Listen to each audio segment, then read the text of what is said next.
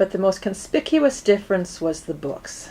In his own dwelling, there were the necessary reference volumes that each household contained, a dictionary, and the thick community volume which contained descriptions of every office, factory, building, and committee, and the book of rules, of course.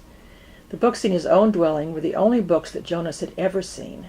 He had never known that other books existed, but this room's walls were completely covered by bookcases, filled, which reached to the ceiling.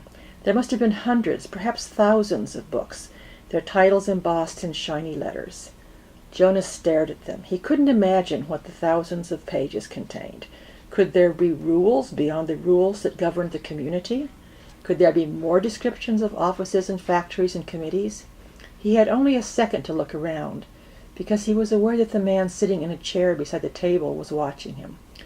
Hastily he moved forward, stood before the man, bowed slightly, and said, "I'm Jonas."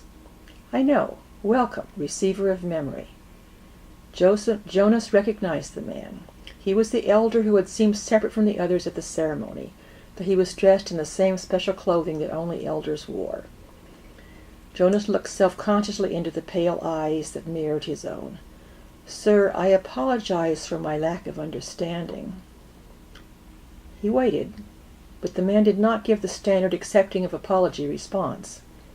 After a moment, Jonas went on, "But I think, he corrected, reminding himself that if precision of language were ever to be important, it was certainly important now, in the presence of this man, that you are the receiver of memory. I was only selected yesterday. I'm not anything at all, not yet."